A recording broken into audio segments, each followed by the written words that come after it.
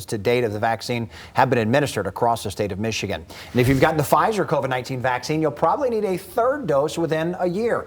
The company's CEO says people will likely need a booster shot after their first full round of the vaccine. From there, it should be an annual revaccination. But officials are still testing the timing of follow-up vaccine doses. CEO also adds data shows the Pfizer shot is effective against the variant from South Africa that continues to spread right now. Taking a look at the latest numbers from the state, today Michigan added more than 6,300 new COVID cases, bringing the total to more than 770,000. It also reported 112 deaths, 81 from a records review. To date, more than 16,000 Michiganders have died from COVID and more than 587,000 have recovered. That number will be updated again tomorrow. Well, to tell you a cold one today, some areas even seeing some snowflakes earlier this morning. But there's always a good but right now because the day ended with a great looking sunset. Thanks to Gary for these little SABLE Point lighthouse pictures from Mears. There's always a nice sunset regardless of how cold it is right now. Yeah, at least it looks nice out there. Yeah. When I was out there earlier today, Anthony, it didn't look like we had too many clouds either. It was nice and sunny, but still cold. Well, that was brief though, Ryan and Derek, because a lot of clouds are out there at the current time. There were blue patches in the sky, particularly along the lakeshore there just a couple hours ago as the sun was going down. I've actually got a couple more photographs to show you, but I was just reviewing that infrared satellite imagery, and clouds are beginning to fill back in once again. So I think primarily mostly cloudy is the way to describe it tonight. That's going to do something though for us. It will hold these temperatures up a few degrees from otherwise where they would go. Would have a shot to get down to the freezing mark tonight, but I don't think we're going to be down there simply because of all these clouds to be lingering around. Grand Rapids at 45 today, Lansing and Muskegon at 47, and generally mid-40s for the big cities here. Kalamazoo and Battle Creek, even over to Holland this afternoon, made it to 46, but that's not making it to much, as you know, because the average highs are very close to 60 degrees. This was a second straight well below normal type of a day here in West Michigan. We'll pick up the pace just a bit for tomorrow. Current readings in the lower 40s basically for all of us. An upper 30-degree temperature down there in Cass County, and that is because of some clearer skies in that vicinity, but the vast majority of us not experiencing that and will not for the overnight. A lot of cool conditions, not just for us, but throughout the United States at this point as Canada is dumping the chilly air in our direction. Here's one of those two photographs from Ron Topping. This just came into me recently. The sun setting out on Lake Michigan at Pierre Marquette Park. That's where he took it from. And this one very nearby, Bill Beatty, a great looking shot there. A couple stratocumulus clouds in the sky, but again, those clouds are starting to increase once again, and you can see on this particular satellite imagery, there's a lot of gray colors out there. Nothing in terms of any moisture. Most of those showers from earlier this morning and maybe a snowflake Derek alluded to, that is a thing of the past. We're not dealing with anything for tomorrow into the upcoming weekend, but it will be cool. 56 is still cool for this time of year. Clouds in the morning, better sunshine by the afternoon. I've got that weekend forecast coming up.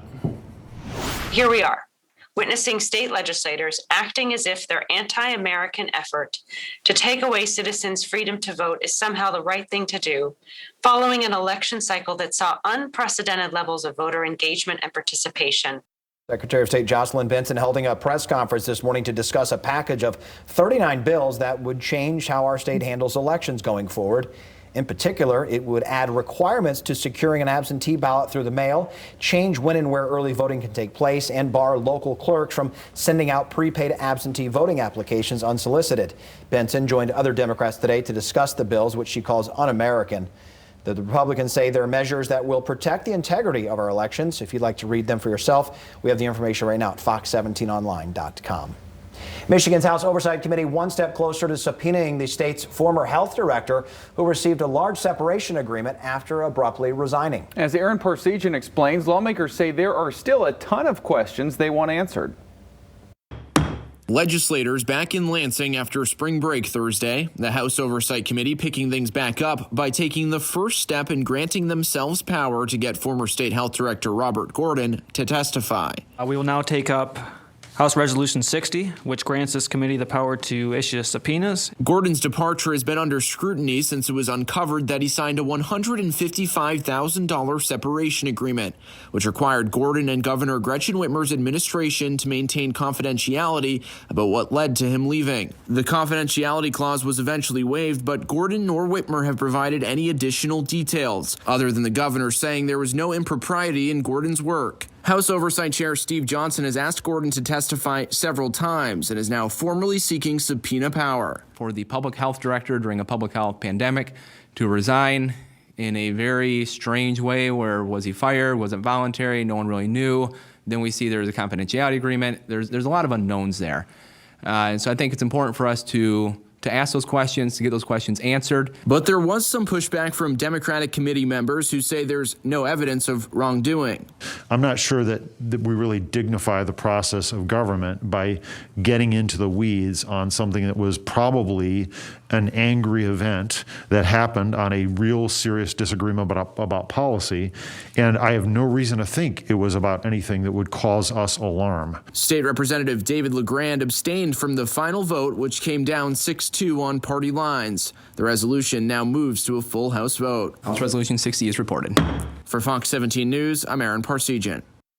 That resolution is expected to pass the Republican-led House. The House Oversight Committee will then hold a separate vote to subpoena Gordon. So to come here tonight at 10 o'clock, a man already coping with the loss of his wife, now fighting to get one of her medical bills paid. It seems like I'm getting the runaround, and it's kind of frustrating. Where do I go? Struggles he's encountered with her cancer treatments and her providers, and what the Fox 17 problem solvers are learning about it. This remains a complicated and nuanced story. And we all must proceed with deep empathy and calm. And a 13-year-old boy shot and killed by an officer in Chicago. The footage now being released weeks later, and what investigators are saying.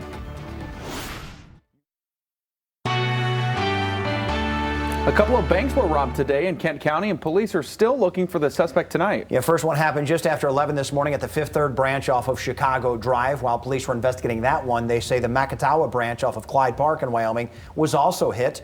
Officials wouldn't comment on how much money may have been taken at either, but they do believe the cases are linked. They say there was a threat of a weapon, but nobody was injured.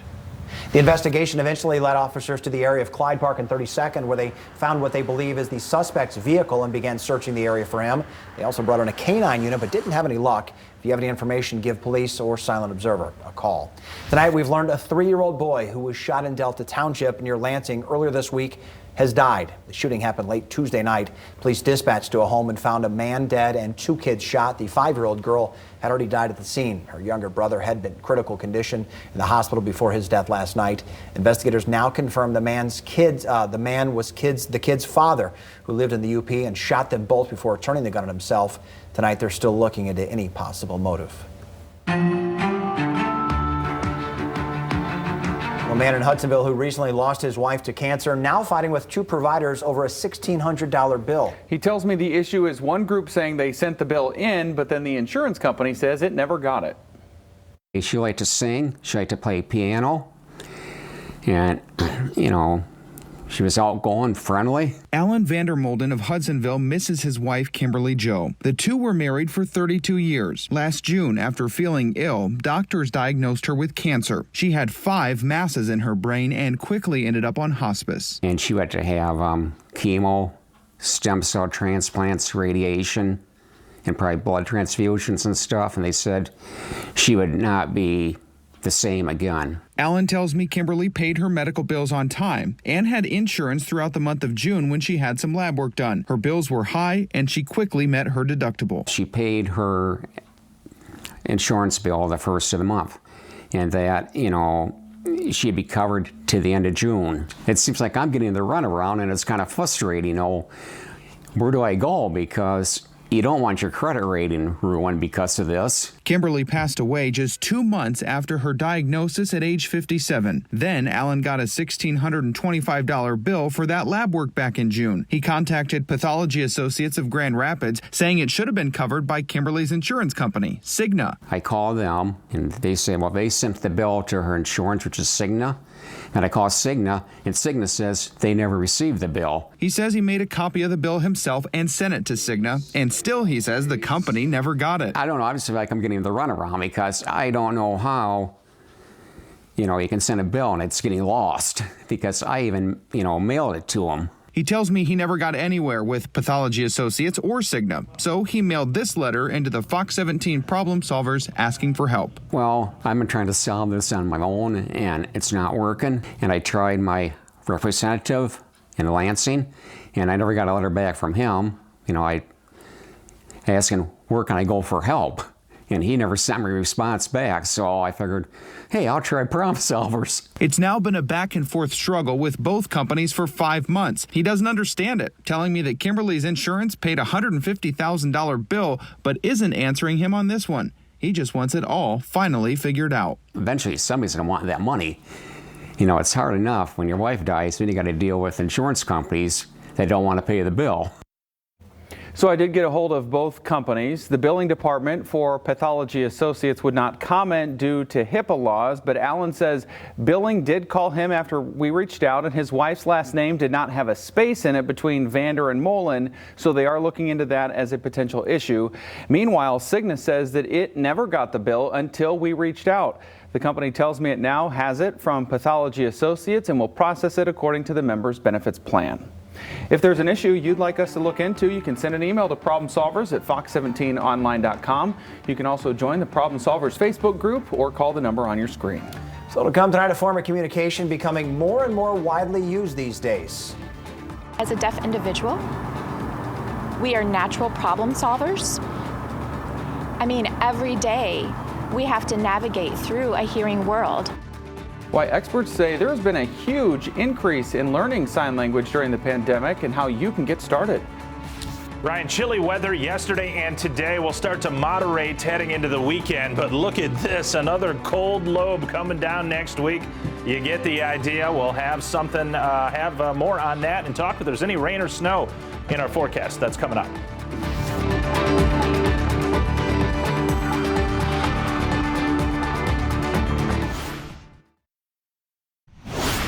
Well, people have picked a lot of hobbies during the pandemic, and it seems many have become interested in learning American Sign Language. As our Lauren Edwards explains, it's all thanks to the regular press conferences we see online and on TV.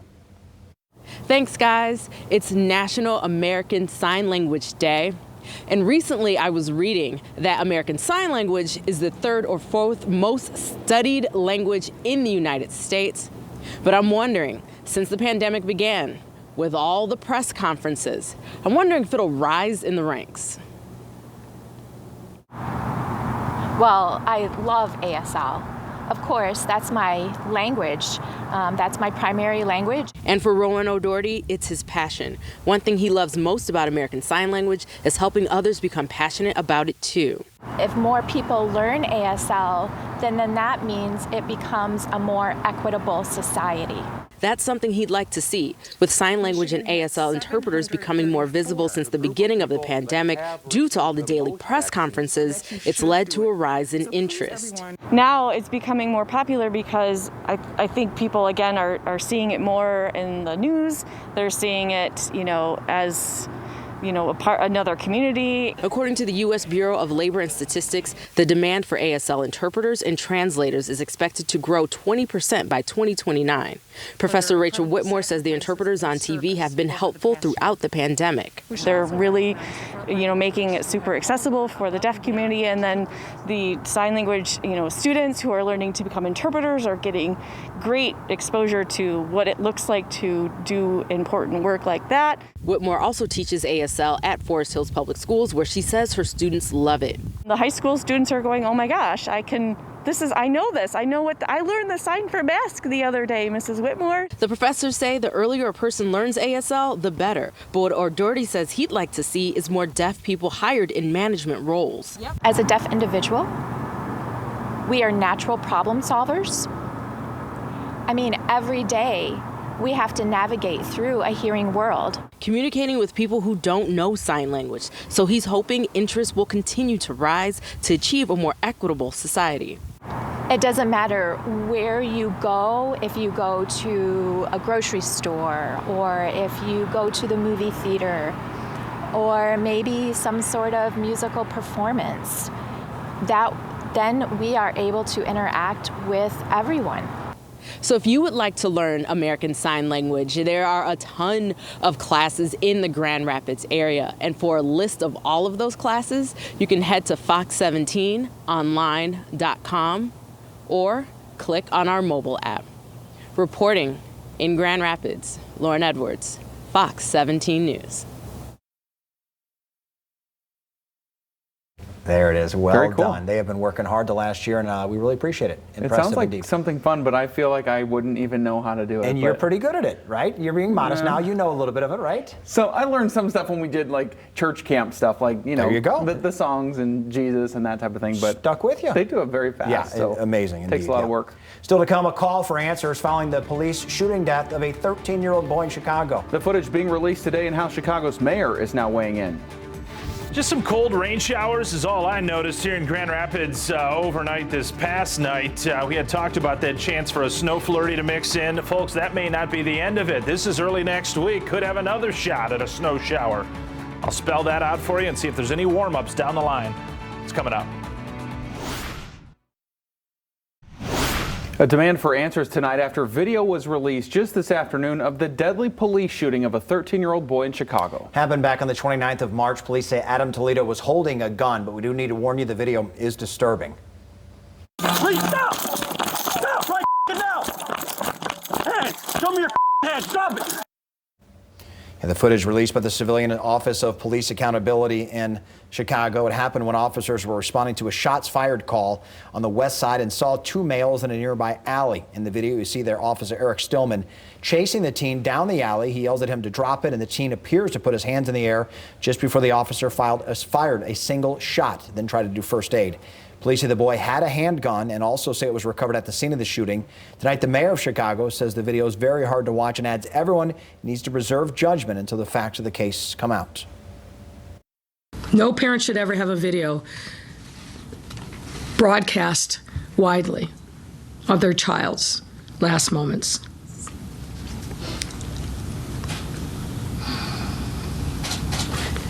Much less be placed in a terrible situation of losing their child in the first place. We live in a city that is traumatized by a long history of police violence and misconduct. So while we don't have enough information to be the judge and jury of this particular situation, it is certainly understandable why so many of our residents are feeling an all too familiar surge of outrage and pain. Toledo's family did get to see the video before it was made public, and they said they were grateful for that opportunity. They agreed it needed to be released to the public. Meanwhile, a 21-year-old man who was with Toledo on the day of the shooting was arrested and is facing a misdemeanor charge of resisting arrest. Today, both sides, meanwhile, arrested in the murder trial of former Minneapolis police officer Derek Chauvin. Court TV's Julia JENAE has a wrap-up of what happened before the case goes to closing arguments. After 14 days of evidence and testimony, both sides in Minnesota versus Derek Chauvin rested. 38 witnesses took to the stand for the prosecution. The defense called 7, and today we learned that the defense witness list would not include the defendant, former officer Chauvin. Have you made a decision today whether you intend to testify or whether you intend to invoke your Fifth Amendment privilege? I will invoke my Fifth Amendment privilege today. The state put on a brief rebuttal case today, calling pulmonologist Martin Tobin back to the stand to stress how unlikely it is that Floyd's death was due to carbon monoxide exposure. Judge Peter Cahill then excused this jury for a long 3-day weekend, telling them to pack for long and hope for short when planning. 12 members of the jury will be sequestered once deliberations start after closing arguments on Monday. Reporting in Minneapolis, Julia JENAE with Court TV. You can catch more coverage of the Chauvin trial right here on our air and our website, as well as Court TV on our channel 17.3. is a really neat feature here. Google has released a new time-lapse feature on its Earth cams that allow users to see the dramatic effect of climate change over the past 40 years. The feature on Google Earth is a compilation of 24 million satellite photos taken from 1984 to 2020. It highlights the melting ice caps, the receding glaciers, urban growth, as well as wildfires' impact on agriculture. You can type in any location to see it in motion, whether it's a landmark or the neighborhood where you grew up. A good old time lapse, pretty impressive looking shots And right you can there. see it just melting right away. Interesting indeed. Anthony Dommel back where you would like to see a little warmer temperatures in our near future because it was cold out there today. Yeah, we absolutely would like to see a warm up at this point. And if you know enough about the weather, you know that local weather or weather from day to day, week to week, even year to year isn't necessarily representative of climate change. And we've been in the opposite direction of climate change around here the last couple days. It's been getting chillier. Highs in the mid 40s. We registered a 45 yesterday, registered a 45 right here on Thursday in Grand Rapids. That'll be the end of it. Perhaps for about 5 days, because there could be a comparably as cold surge for next Tuesday. How about that? We're not done with it yet. 56 degrees tomorrow afternoon. I do think there are going to be clouds around in the morning. More clouds than models have been suggesting. That will likely keep our temperatures up a few degrees, if not several degrees, from where they otherwise could go if we had a lot of breaks or clearing in the overnight. So mostly cloudy tonight. I'll call it variably cloudy at 7 a.m. That means partly to mostly cloudy. There can be breaks, but the best breaks materialize as the morning transitions into the afternoon. You get sunshine this time of year. You can't help but warm up. It's a high April sun angle, so we go from 45 today to 56, I think, in GR for tomorrow. Current temperatures on the board, well, a few breaks off to the north in the cloud deck in Big Rapids. That's why it's 37 there. 38 down to the south in Three Rivers. That's actually where our best sunshine was, particularly in Berrien County through the afternoon, and the best breaks in that vicinity at this point as well. Pretty chilly across the especially northern tier of states, certainly by April standards. And as I've been mentioning for a number of days, it does appear as though the next 7 to 10 days are likely to average just a little bit below normal for us. So no major warm-ups, though. I am seeing signs of perhaps a few days stretch or several days stretch trying to assemble on the models here towards day 10 and beyond, and may begin to warm up just a bit for a stretch. We'll see about that. Sunshine returns for Friday. Weekend temperatures improve a bit as well. Pretty much the same as tomorrow. Mid to possibly upper 50s, though I think probably relegated to the mid 50s the next several days. Next rain system has its sights set on us. Not a big one, but will bring us some showers, I think, overnight Monday into next Tuesday, and could be mixed with a few snowflakes as well because of this. Watch this thing go along, this chart that shows you where the temperatures are going in terms of the color coding. Obviously, the greens getting into the blues and purples. That's where it's the coldest on the map. And the cool pattern from recent days edges off to the east, but another slug of some very cold or very cool, I guess we could say. Once it gets down this far south from Canada, it does moderate, but cool pattern certainly dropping out of Canada, and will continue to have that northerly flow in here. Again, as I say, for the next 7 to possibly 10 days, probably a little warming, though, thereafter. Not much happening on that live radar. Had a few of those light showers earlier this morning, but that system pulling off to the east registered about 2 or 3 hundredths of an inch of rainfall here in GR. So very meager, and that's what we basically expected. Next system gearing up out to the west, but that'll take a track to our south and actually weaken as it does move off to the east. Ironically, typically those systems gain some strength picking up Gulf of Mexico moisture. Won't be the case, though. Just adding some clouds in here for Saturday and Sunday. This big H on the map, high pressure anchored in place over the eastern Pacific here, right up against British Columbia, and the flow around it is bringing that jet stream down right into the central plains and keeping us cool. I mean, that is a setup that is not going to break, I don't think, for at least the next week, probably 10 days thereafter. We get a little warming. I'll have more on that in the 11 o'clock show here. But best chance of any showers overnight Monday into Tuesday. Could be a few snowflakes. Other than that, not much happening. All right, Anthony, thank you for that. Still ahead, a catering company whose